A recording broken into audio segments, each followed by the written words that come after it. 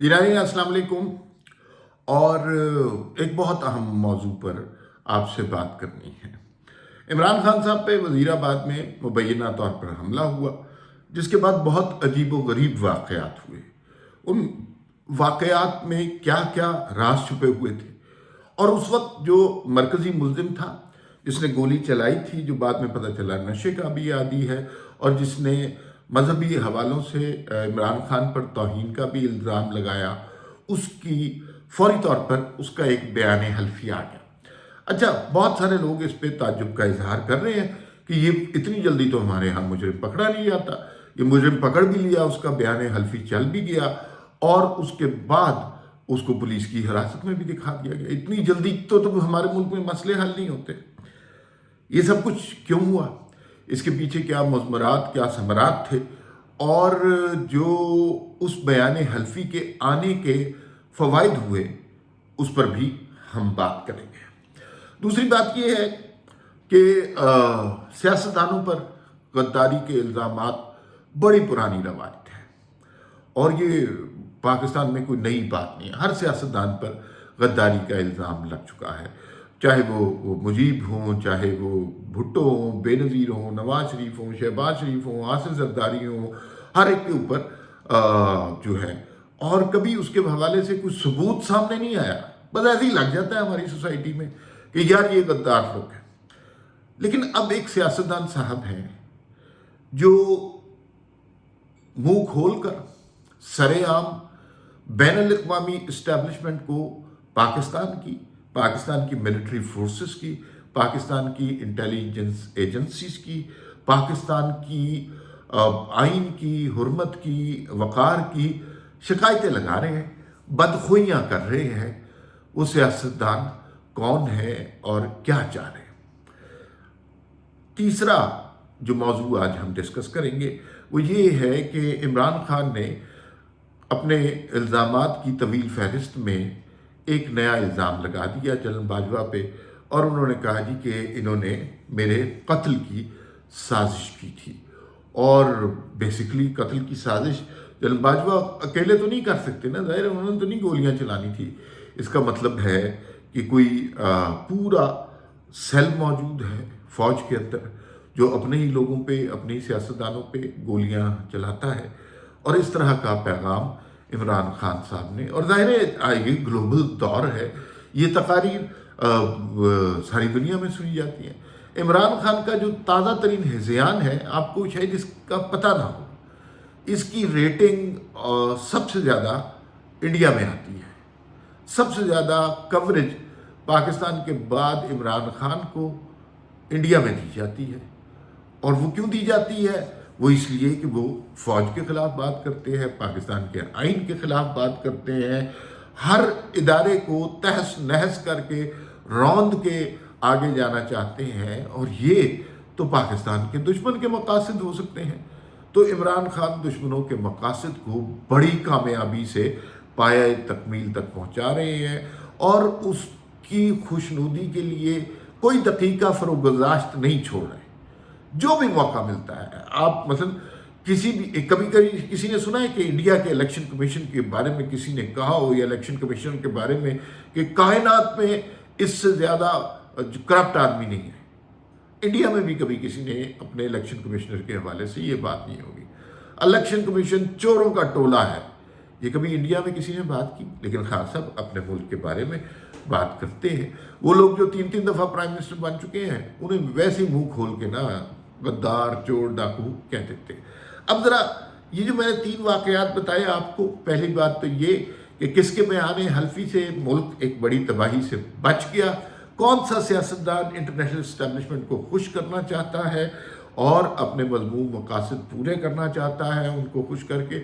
और तीसरी बात जो मैंने आपको बताई कि जनरल बाजवा के ख़िलाफ़ इमरान खान के जो ताज़ा तरीन इल्ज़ामात हैं, ये तीनों बातें आपस में इंटर रिलेटेड हैं, ये तीनों बातें ओवरलैपिंग हैं, इनके दरमियान बहुत सारी चीज़ें कॉमन हैं और कॉमनैलिटीज़ हैं। तो उन सारी चीज़ों को हम आज डिस्कस करने की कोशिश करेंगे।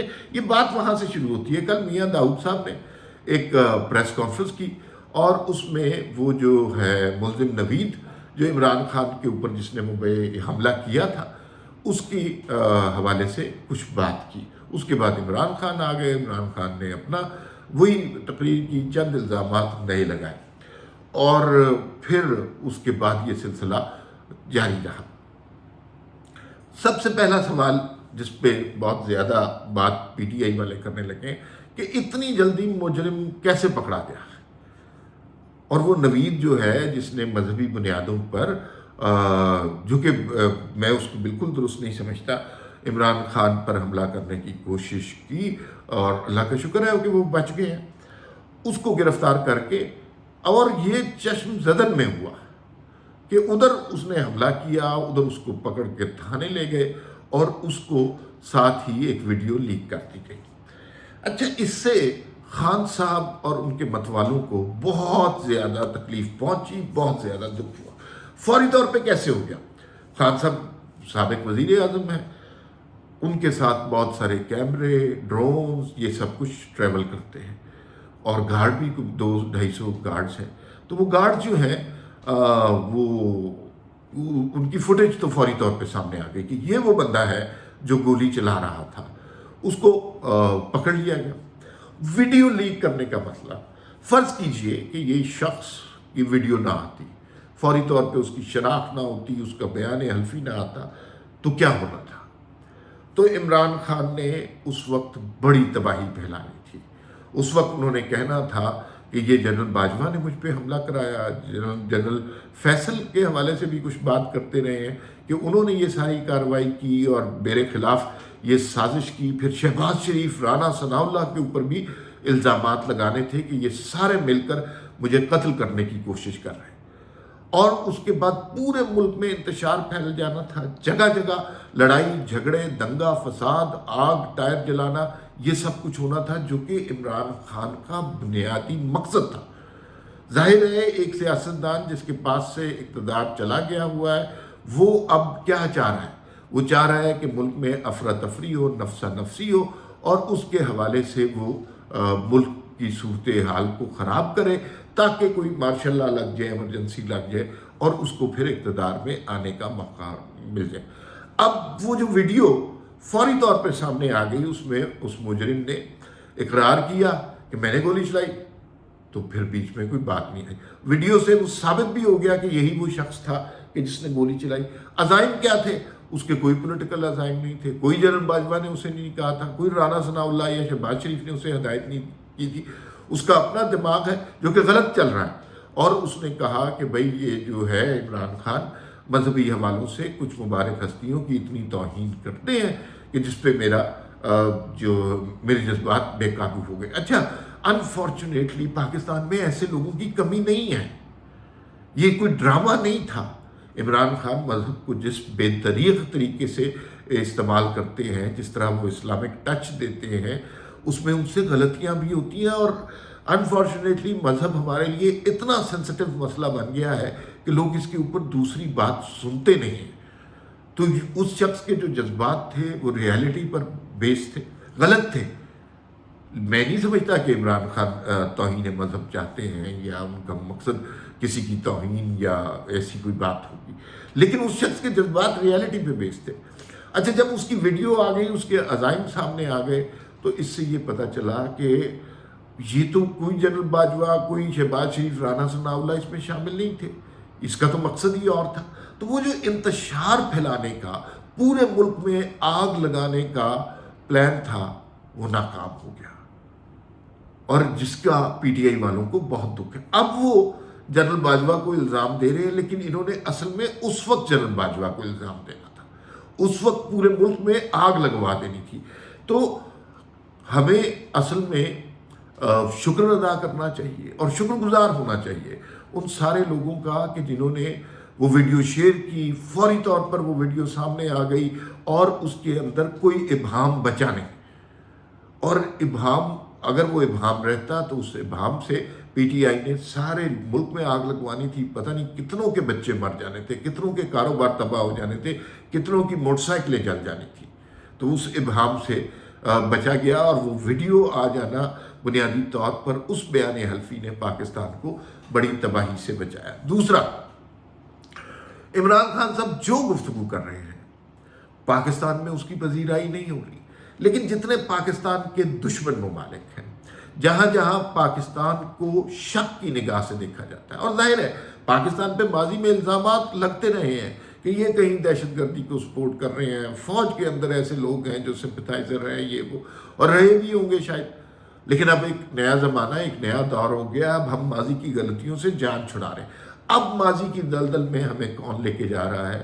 وہ ایک سیاستدان ہے جس کا مقصد لوکل اسٹیبلشمنٹ کے خلاف زہر اگل کے انٹرنیشنل اسٹیبلشمنٹ کو خوش کرنا اور ان کے حق میں ان سے اپنا حق کی خدمت وصول کرنا۔ اور حق کی خدمت کیا ہوگا کہ امریکہ، انڈیا، کوئی دوسری مخالف قوتیں کسی طرح سمجھے کہ یہ بندہ ٹھیک ہے، اس نے اپنی فوج کو بھی تون کے رکھا ہوا ہے، اس نے اپنے اداروں کو بھی تذلیل کی ہوئی ہے، تو جو ہمارے مقاصد ہیں، اور مقاصد کیا ہے کہ پاکستان کے نیوکلیر ایسٹس کی جو اصل میں پاکستان کی بہت بڑی قوت ہے اس کو ختم کر دیا جائے، پاکستان کے ہر ادارے، ہر نظام کو تباہ و برباد کر دیا جائے، اور پاکستان کے لوگوں کے دلوں میں پاکستان کی آئین کی کوئی عزت نہ رہے، پاکستان میں ہر شخص، ہر ادارے کو ذلیل و رسوا کر دیا جائے۔